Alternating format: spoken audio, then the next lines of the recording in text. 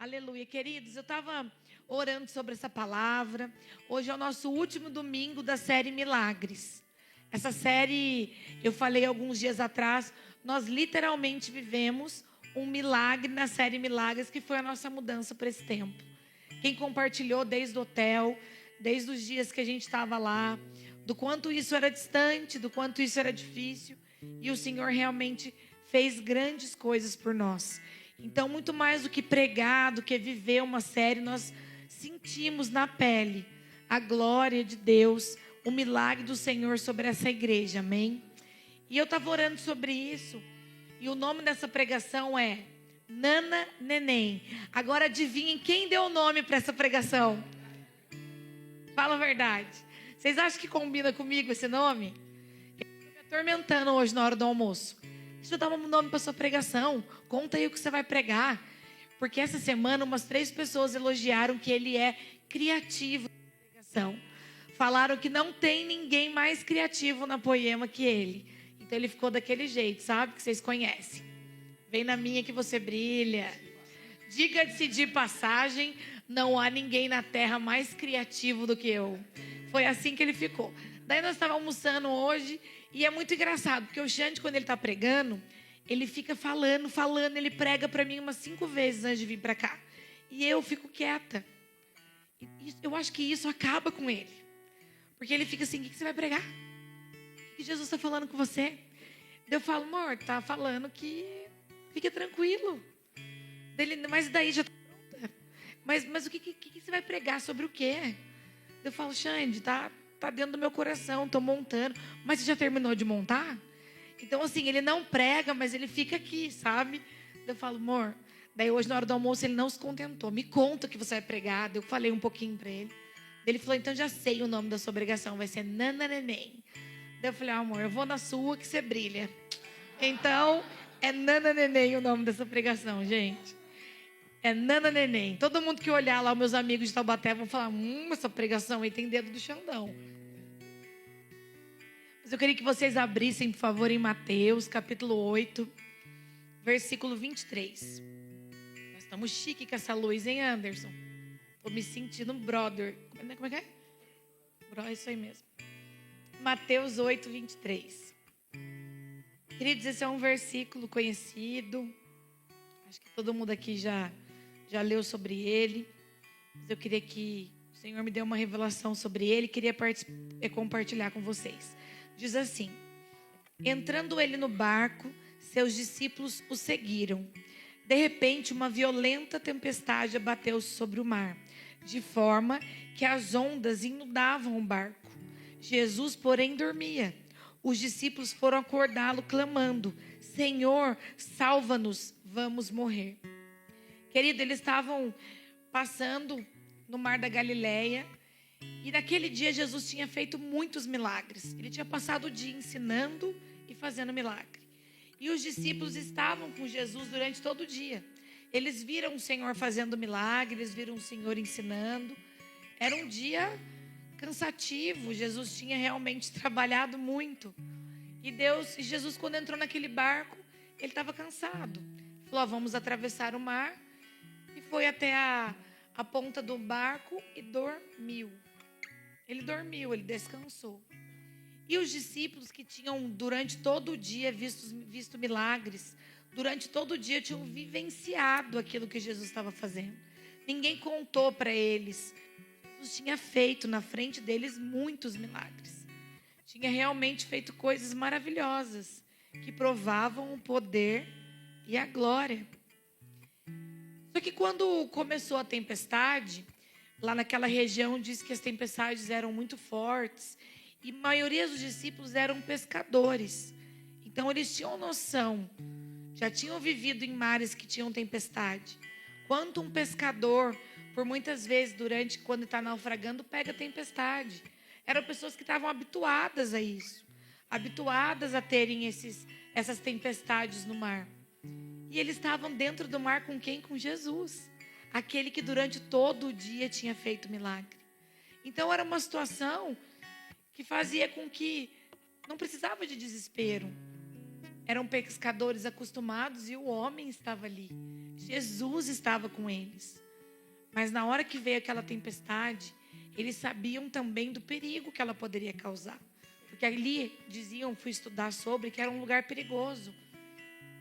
Tinha uma onda de vento que batia com ar quente e ar frio e faziam tempestades muito perigosas. Então, acho que de alguma forma a tempestade foi piorando. Ela foi piorando. E eles começaram a ficar o quê? Ficaram desesperados. E naquele desespero, talvez eles tenham esquecido do dia que eles tinham tido, de quem estava dormindo no barco, porque eles estavam desesperados. E é sobre isso que eu quero trazer você agora. Sobre o nosso desespero diante de algumas situações. Talvez muito de nós já crescemos na igreja e compartilhamos do milagre de Jesus nas nossas vidas. Talvez nós já vimos curas na frente dos nossos olhos. Talvez você já tenha sido curado pelo Senhor. Talvez você tenha visto milagres que alguns não viram. Talvez você tenha crescido com o poder de Deus dentro da sua casa. Mas quando vem a tempestade, nós o quê? Nos desesperamos. E de tudo isso nada vale. Nós apenas colocamos nossos olhos no desespero, no medo da morte, no medo de faltar alguma coisa dentro da sua casa, no medo de uma doença, no medo. Nós nos desesperamos. E o Senhor, naquele momento que estava dormindo, eles foram até Jesus. Eles correram até Jesus. Em Marcos diz, eu achei legal a versão de Marcos, porque em Marcos diz assim, que eles falaram para o Senhor, Senhor, tu não te importas que a gente pereça? Tu não te importas que a gente morra? Olha a tempestade, não está te incomodando, Jesus. Porque a Bíblia diz que Jesus continuava dormindo. Ele não se desesperou, ele continuou dormindo. Então em Marcos diz que Jesus acorda. Não te importas que a gente está nesse barco e todos nós podemos morrer? Muitas vezes nós falamos para Jesus, Jesus, não te importa que eu não tenho o que comer? Jesus, não te importa que eu estou com essa enfermidade e essa enfermidade pode me levar até a morte? E muitas vezes nós colocamos Jesus contra a parede. E nós falamos para ele, não te importa? E esquecemos de quem ele é, dos milagres que ele fez, daquilo que ele tem feito sobre a nossa vida. Talvez em algum momento o desespero nos cega, porque nosso coração ainda é humano demais, as nossas atitudes ainda são humanas demais e o nosso sacerdócio ainda está fraco demais. Eu lembro que toda vez que o Xande atende alguém, eu escuto ele falando assim, ele escuta o problema da pessoa e depois ele fala assim, mas como está o seu sacerdócio? Aí a pessoa engasga, porque gente, isso não é pegadinha. Mas é nítido que em alguns momentos da sua vida, quando você não está bem, seu sacerdócio também não pode estar bem. Porque é o sacerdócio que te alimenta a permanecer firme diante do desespero. Diante do barco naufragando. Diante da tempestade que pode virar o barco. É o sacerdócio que te alimenta disso. Então lá em Mateus, eles vão acordar Jesus.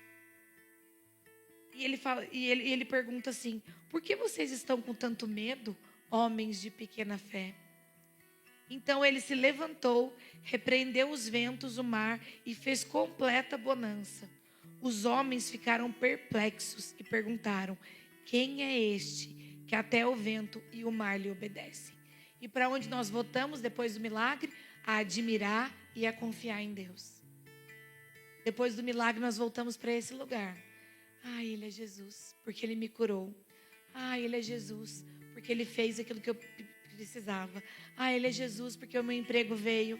Ele é Jesus, porque ele restaurou meu casamento. Até que venha a próxima tempestade. Até que venha o próximo desespero. Até que venha de novo algo que nos paralisa. Depois do milagre, sempre tem alguém exaltando o Senhor. Depois do milagre, sempre tem alguém com o coração cheio de fé, dizendo, o Senhor é Deus, Ele vai te curar, aleluia. Até que venha a próxima tempestade. E é sobre esse lugar que Jesus quer nos levar. Ele não quer que a gente viva nessa montanha russa de milagre, tempestade.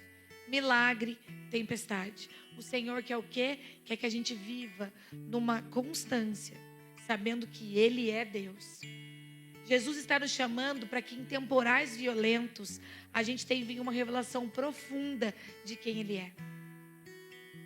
Jesus está chamando para que em dias difíceis você tenha uma revelação profunda de quem Deus é para mim e para você. Ele não quer te abastecer para que você tenha atitudes de fé. Jesus quer te fazer ter um caráter de fé. E voluntariamente você vai agir diferente. Nós temos algumas atitudes de fé. Então, em momentos que Deus faz o milagre, nós temos atitudes de dizer: Ele é o Senhor. Você conhece o Senhor? Ele é o Senhor que transforma a vida. Ele é o Senhor que pode fazer curar cego. Ele é o Senhor que pode cessar a chuva. Ele é o Senhor. Mas não é isso que Ele quer. Que a gente tenha apenas atitudes de fé. O Senhor quer gerar dentro do nosso coração um caráter de fé. Então, nas tempestades profundas, Jesus quer se revelar a você. E como Ele vai se revelar? Na palavra, no seu quartinho, no seu sacerdócio. É lá que Jesus vai se revelar. E você se tornando esse cara, essa mulher que tem esse caráter de fé realmente moldado dentro do teu coração, e não apenas atitudes, mas o que o Senhor vai fazer? Usar você como instrumento dele, como instrumento de um milagre, como instrumento daquele que pode todas as coisas. E você já parou para pensar que talvez Jesus esteja esperando um posicionamento seu para fazer um milagre na vida do outro? Que responsa! Que responsa! Você já pensou que talvez uma postura sua diferente, um caráter seu moldado de uma forma diferente, pode fazer um milagre em toda a sua família? Há semanas atrás, eu acredito que no primeiro culto, eu compartilhei com vocês a história dos 5 pães e 2 peixinhos. Jesus estava numa festa e ele olhou e falou: não vai dar, é muita gente. Se você quiser abrir, vou ler rapidinho com você. João 6, capítulo 1. Diz assim: algum tempo depois, Jesus partiu para outra margem do mar da Galileia. E a grande multidão continuava a segui-lo, porque vira os sinais miraculosos que ele tinha realizado nos doentes. Tá vendo, ó? Tem um milagre, tem gente atrás de Jesus. Tem um milagre, tem um coração incendiado. Tem um milagre, tem pessoas acreditando. Tem céticos voltando a acreditar. Tem milagre, tem pessoas se movendo. Só que nós não podemos viver só de prazer, sabe? Nós não podemos viver só o tempo todo de milagre, de sobrenatural. A nossa vida não é assim o tempo todo. Jesus está nos chamando para viver o tempo todo de paixão, amor, revelação daquilo que Ele é. É sobre esse amor maduro. Sabe aquela paixão do namoro? Quando você conhece alguém, isso não sustenta o casamento. O que sustenta o casamento é o amor, o respeito, a confiança, o relacionamento. Então todos nós passamos desse tempo com Jesus e precisamos amadurecer.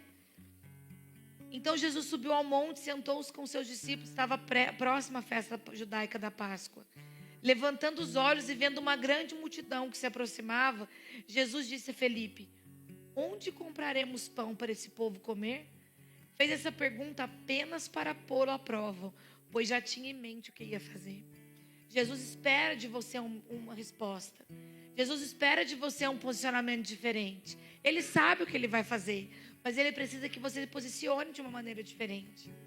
Ele precisa que você realmente fale: ei, eu estou aqui, eu sou a resposta. Ele sabia, mas Jesus falou: o que eu vou fazer? Talvez nisso que você tem clamado tanto ao Senhor, ao invés de te dar uma resposta, Ele tem dizendo para você: mas e aí? O que nós podemos fazer nessa situação? Talvez esse problema que está no seu coração agora, uma coisa difícil que te atormenta, se Jesus falasse para você nesse momento: tá, você está me pedindo, mas e aí? O que nós podemos fazer com isso? O que você acha que nós podemos fazer? O que iremos fazer? E nessa mesma hora, Felipe lhe responde: 200 denários não comprariam pão suficiente para que cada um recebesse um pedaço. Outro discípulo, André, irmão de Simão Pedro, tomou a palavra: aqui um rapaz, aqui um instrumento, alguém que topou, alguém que aceitou o convite que Jesus faz para mim, para você, todos os dias, doar tudo que você tem. E eu não estou dizendo só de bens materiais, doar o seu tempo, a sua vida. Parar de olhar só para o seu umbigo, mas se doar pelo outro. Ali, ó, aqui está um rapaz. E é esse posicionamento que Jesus fala: aqui estou, disposto a entregar o que o Senhor tem para mim, a ser instrumento nas tuas mãos. Aqui está um rapaz com 5 pães de cevada e 2 peixinhos. Mas o que é isso para tanta gente? O problema é que muitas vezes quando a gente se posiciona, nós questionamos Deus: mas quem sou eu, Jesus? Talvez esse chamado seja para o Vilas Boas. Talvez esse chamado seja para o Morada, que estava aqui domingo. Cara, o Morada, quando eles tocam, o Brunão, quando prega, talvez eles sejam instrumentos de Deus. Mas o Senhor está dizendo: apenas 5 pães e 2 peixinhos.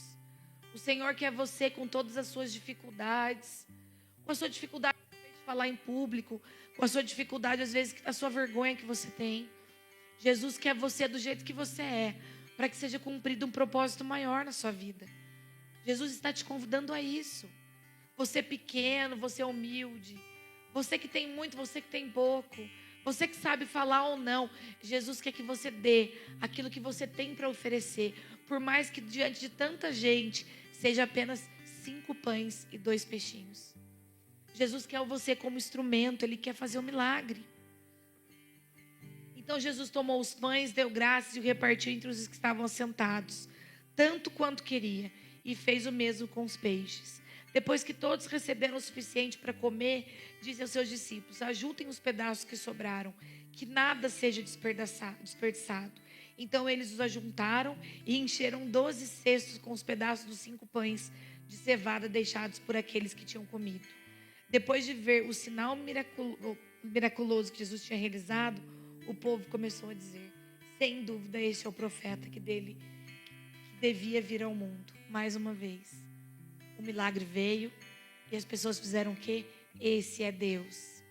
Esse é Deus, porque tinha acabado de acontecer um milagre. Querido, quando nós somos chamados para vir para Curitiba, eu tive muito medo, porque eu não me sentia capaz. Porque eu não sentia capaz que talvez eu tinha o perfil dessa cidade. Porque talvez eu ouvia dizer que aqui era uma cidade grande, aqui tinham muitas pessoas que sabiam muito da Bíblia, tinham igrejas grandes, prósperas, pessoas que não eram pequenos como nós. Eu tive muito medo, eu me senti incapaz, eu achei que não conseguiria, eu achei que eu estava acabando com a minha vida, eu achei que talvez eu pudesse mexer com a vida da Malu, talvez eu estivesse fazendo errado de largar minha família para trás.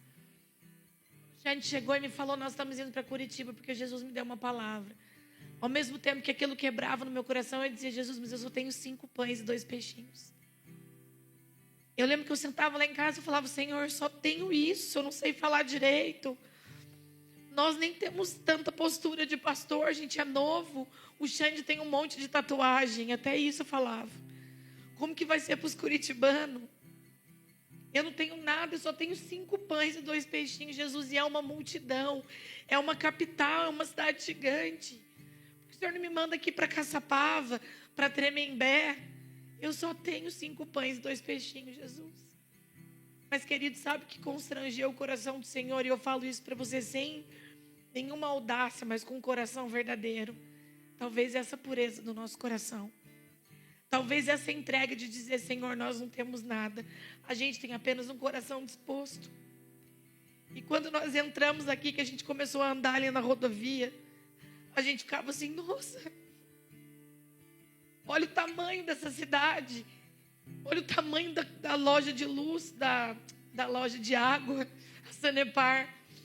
E a gente olhava e falava: nossa, o tamanho dessa cidade. E eu lembro que eu ia no supermercado, eu tremia para andar na Avenida das Torres, porque aquilo era tão grande, uma cidade tão absurda. E eu dizia: o que eu estou fazendo aqui, Jesus? Mas em nenhum momento eu deixei de acreditar naquela palavra que foi dita.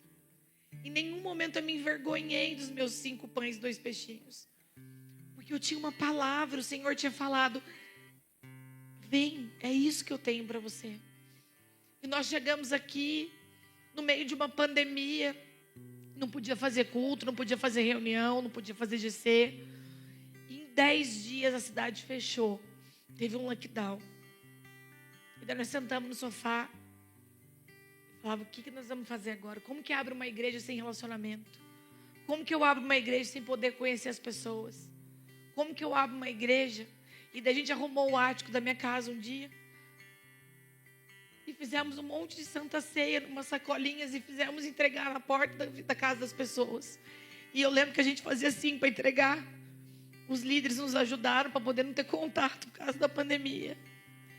E a gente entregou a ceia, e a gente sentou no sofá com o material importado do trabalho do Du. E a gente fez a nossa primeira santa ceia. Online, não conhecia ninguém da igreja direito. E a gente fez com tudo que a gente tinha, do jeito que a gente pôde. Eram os nossos 5 pães e 2 peixinhos. Jesus fez muitas coisas nesse ano. E por que eu estou te lembrando de tudo isso? Porque quando eu peguei a chave desse ponto, naquele dia eu falei, Senhor, como é que vai ser? Será que a gente está querendo dar um passo maior que a perna? Jesus, estou com medo. E eu lembro que nós pegamos a chave, chegamos aqui, estavam todos os líderes sentados na porta, num banquinho, esperando a gente chegar, porque nem cadeira tinha. E daí agora, essa semana, dia 11 de agosto, que fez um mês, Jesus me lembrou que todo mundo comeu, que todo mundo se alimentou. E que o resto ainda fez alimentar mais gente. E hoje nós estamos vivendo isso aqui. Querido, eu estou dizendo que porque a gente respondeu um dia. E não eu e o Xande, mas a liderança, pessoas que permaneceram com a gente desde o começo. É porque a gente permaneceu. E a gente não menosprezou um instrumento de milagre que Deus tinha nos dado. Nós estamos vivendo isso hoje. Talvez os seus olhos não enxerguem quem você é. Viu, Gui? Talvez seus olhos não enxerguem quem você é. Talvez algumas coisas te paralisem ainda, mas o Senhor te fala, entrega seus 5 pães e 2 peixinhos. Porque é isso que eu quero. Viu, Rafa? Talvez muitas vezes você fala, não, isso não é para mim. Será? Jesus está pedindo seus 5 pães e 2 peixinhos. Viu, Karen? Os seus 5 pães e 2 peixinhos são preciosos. Cada um com aquilo que carrega.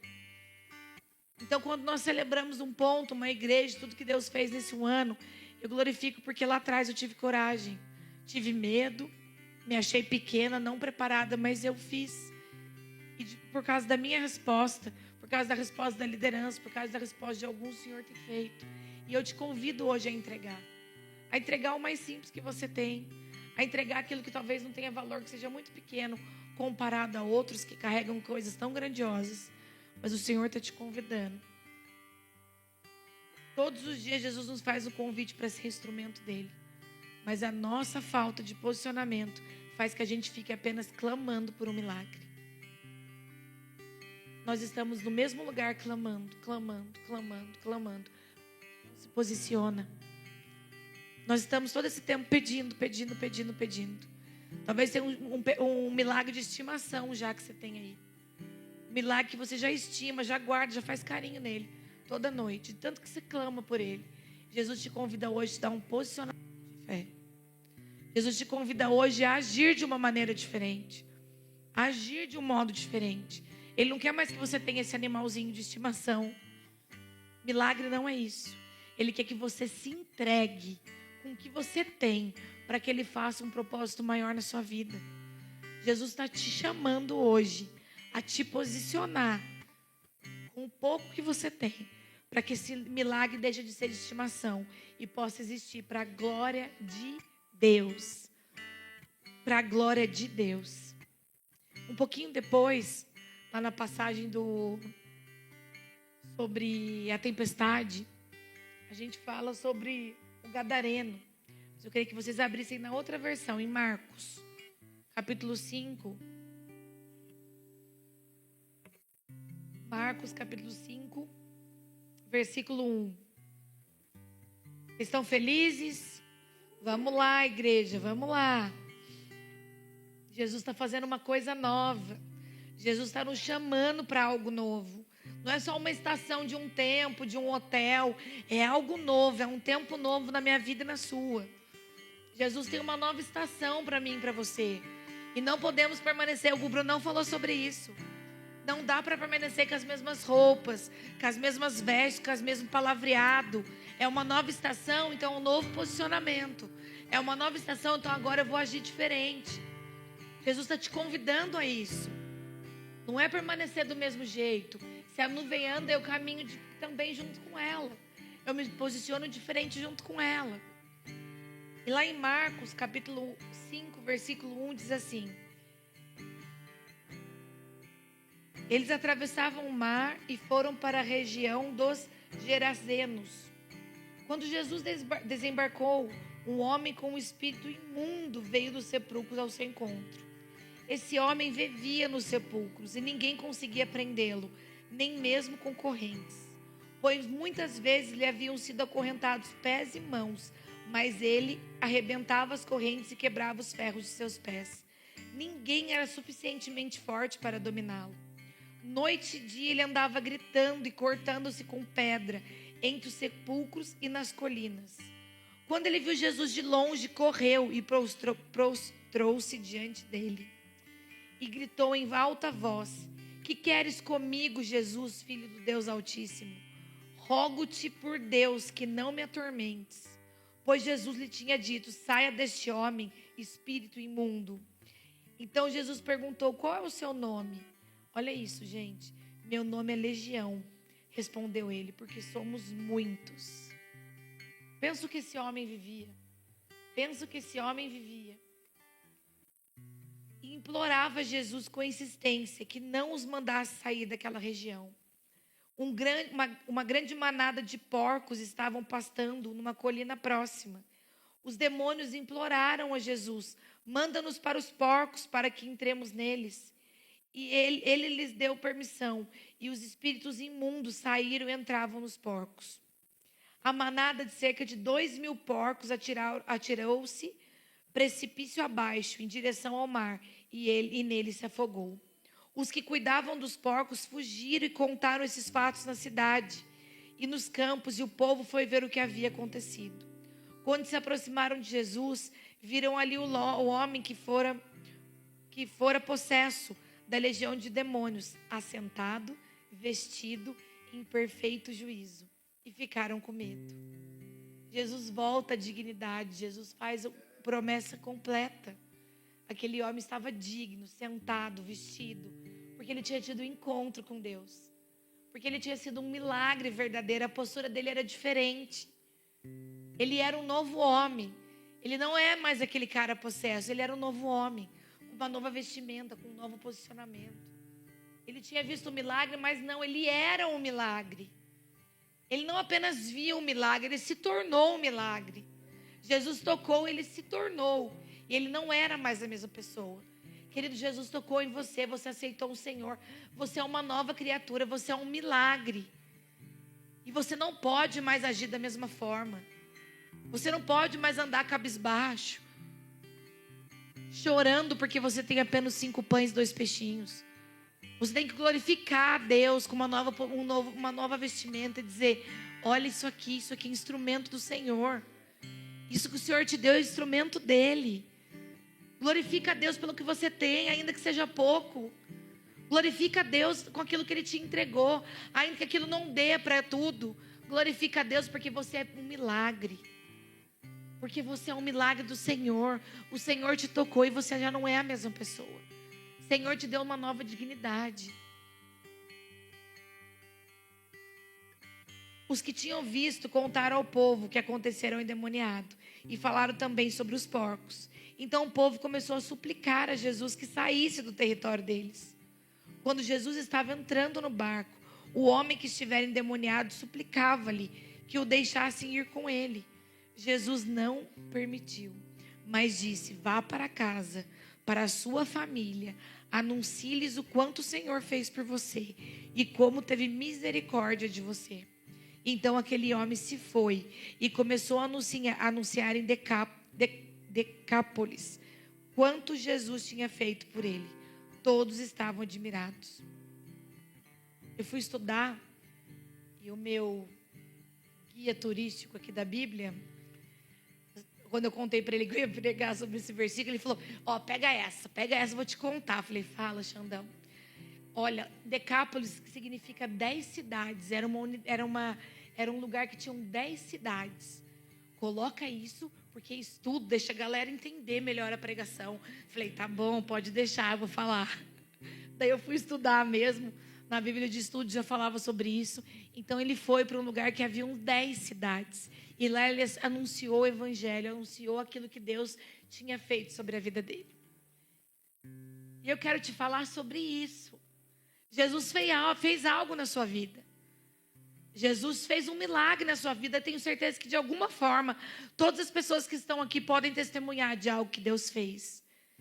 E o que nós queremos? Ficar lambendo lá o Jesus. Escondidinho, na igreja. Pegando o seu milagre, dizendo, esse é um milagre. Esse é um milagre, Jesus mudou a minha vida. Jesus restaurou meu casamento. Mas ainda Jesus precisa me dar um emprego. Ainda precisa dar uma casa. Ele só restaurou meu casamento. Então ele precisa estar ali. Agarradinho em Jesus. Pegando o seu milagrinho. Pequenininho. E falando para Jesus, tá bom, mas eu quero mais. Mas ó Jesus, eu quero mais. Querido, não. Jesus não te chamou para ficar com ele. Jesus te chamou para receber dele, mas proclamar para outras pessoas aquilo que fez na sua vida. Entra no seu quarto, recebe do Senhor, tem relacionamento com ele, mas vai para fora e proclama das boas novas que Jesus fez na sua vida. Jesus está pedindo que nós vamos sair, vamos para fora, vai para sua família, proclama aquilo que Jesus fez na sua vida. Mas nós queremos ficar no nosso conforto, no nosso ministério. Eu sou tia da salinha, eu sou do louvor, eu toco bateria, eu fico lá na mesa de som, e aqui eu tô com meus irmãozinhos, comendo linguiçada, reformando ponto. E é isso, Jesus, obrigada. É confortável, querido. Mas Jesus restaurou a sua vida e agora Ele te pede, olha, vai, não quero que você fique aqui. Vá para fora, proclame aquilo que eu fiz sobre a sua vida. E daí você vai alcançar 10 cidades. Você vai levar o evangelho. E você vai transformar a vida das pessoas. O problema é que você ainda, depois de tudo isso, não acredita que isso é para você. Talvez seja para os evangelistas da igreja. Talvez seja para aqueles que têm um chamado para isso. Mas não para mim, querido, não. Jesus fez um milagre em você. Para que as pessoas possam dizer, através da sua vida, realmente Ele é Deus. Porque aquele cara, ele traía, mas ele não trai mais. Ele roubava, mas ele não rouba mais. Ele enganava, mas ele não engana mais. Ele mentia, mas ele não mente mais. Ele devia, mas ele não deve mais. E daí eles vão olhar para a sua vida e vão dizer, eu vejo realmente que Ele é Deus. Nós precisamos ter esse posicionamento. Querido, não estou julgando, mas nós temos uma cultura aqui em Curitiba, né, de ser mais na nossa. E isso não é um problema, a gente tem que respeitar a cultura de cada lugar. Mas, querido, de alguma forma, Jesus pode usar você como instrumento na vida de alguém. Quantas pessoas você tem contato por dia? Quantas pessoas são tocadas pela sua vida por dia? Hoje eu estava estudando sobre isso, eu passei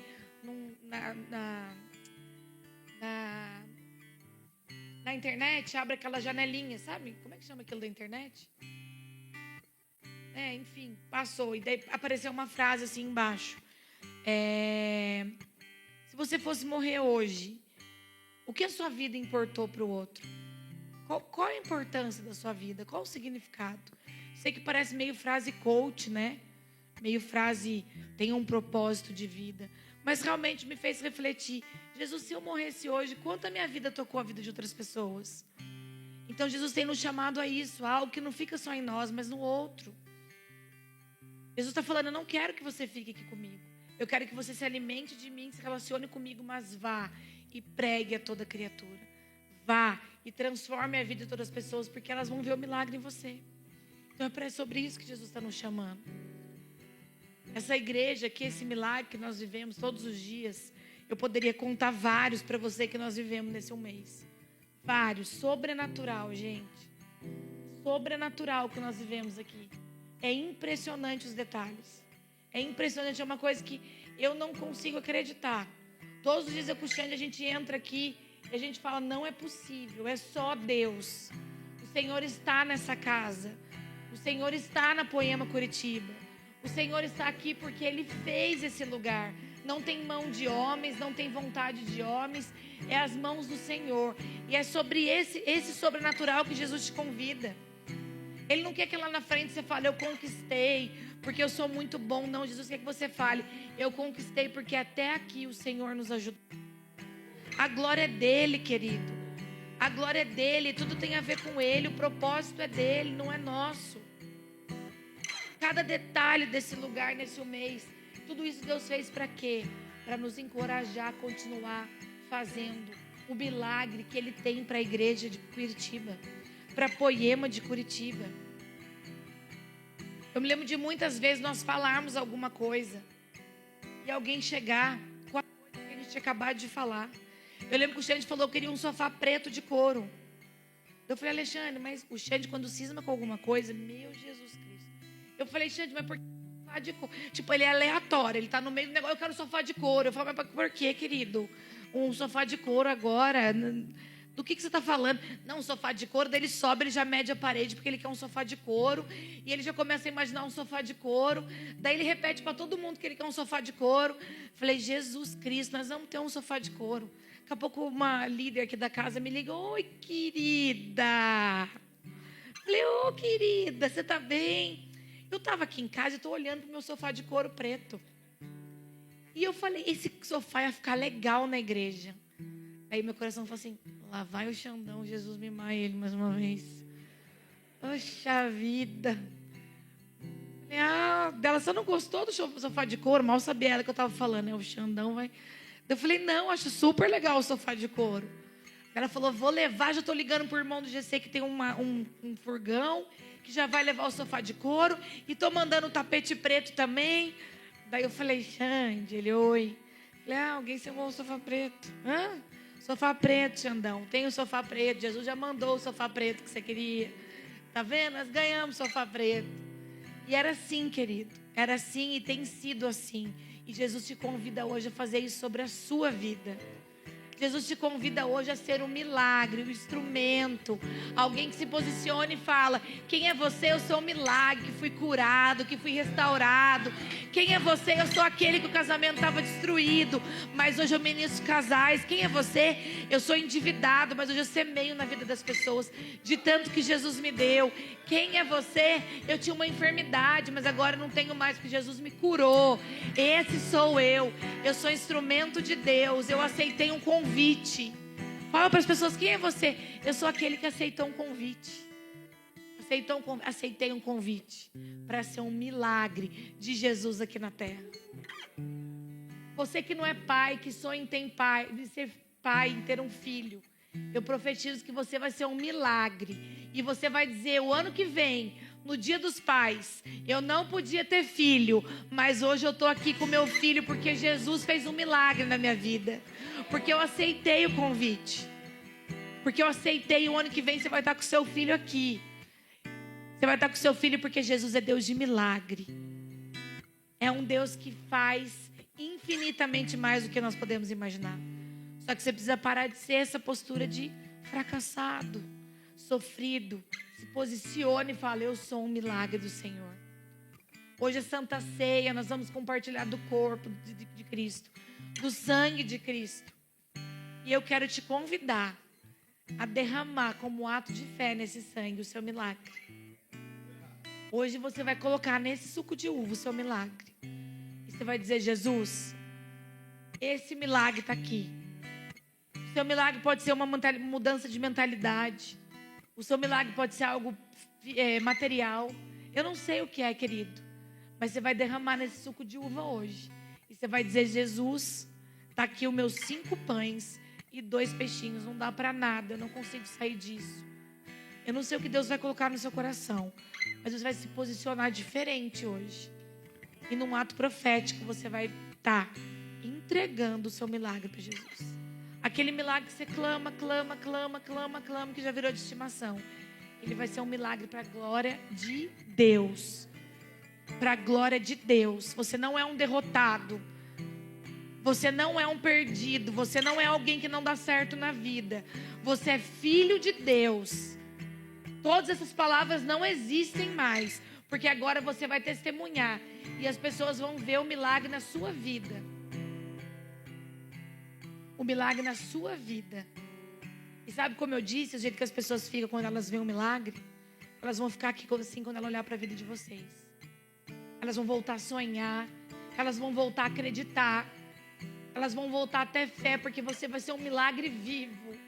Você vai andar pelos lugares e vão dizer, nossa, isso é um milagre vivo, meu Deus. Assim como a Kelly compartilhou aqui, dos nódulos no seio dela. Ela chorava e falava, pastora, eram muitos nódulos, eu não conseguia me tocar.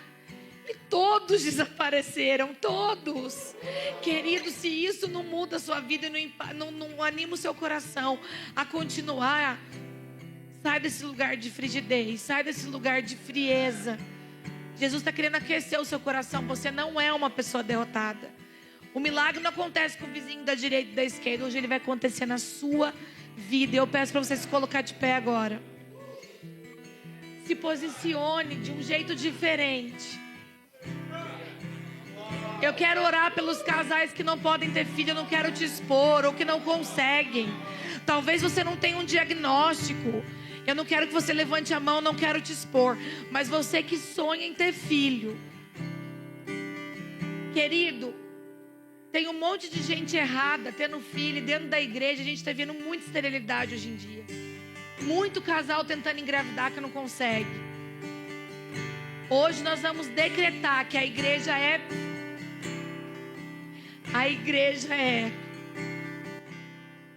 o lugar de milagre. E os úteros vão ter muitos filhos. Fertilidade sobre a igreja de Cristo. Crianças nascendo para ser flecha. Crianças nascendo para ter um propósito. A igreja é fértil, querido. A igreja é fértil. A igreja tem crianças que vão profetizar. Tem crianças que vão ser milagres. Receba isso sobre a sua vida agora. Feche seus olhos aí onde você está. Senhor, em nome de Jesus, eu repreendo, Pai.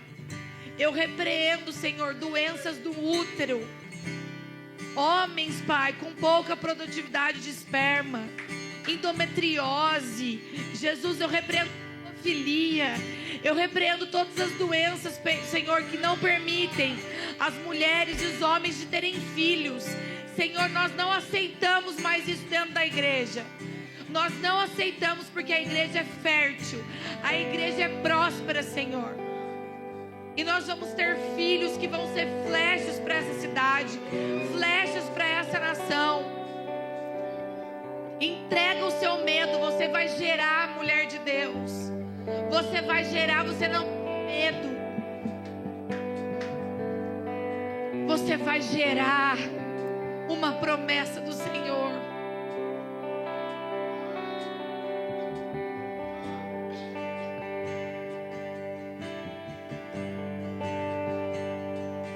Jesus te convida. Você quer ser o meu instrumento de milagre?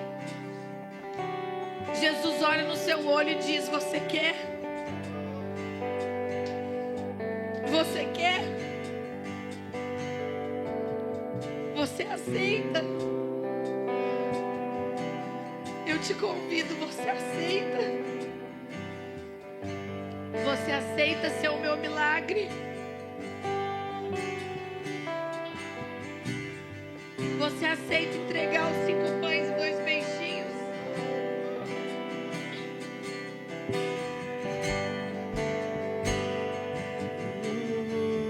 Você aceita, querido? Jesus está te convidando. Você aceita ser curado? Você aceita ser transformado? Você aceita, querido? Você aceita que seu casamento seja restaurado? Você aceita entregar seu casamento na mão de Jesus? Você aceita que sua vida financeira seja transformada? Você aceita entregar sua vida financeira nas mãos de Jesus? Você aceita viver seu ministério, mas você deixa que Jesus guie seu ministério a partir de hoje? Você aceita, querido? Jesus está te perguntando: você aceita entregar sua vida nas minhas mãos? Você aceita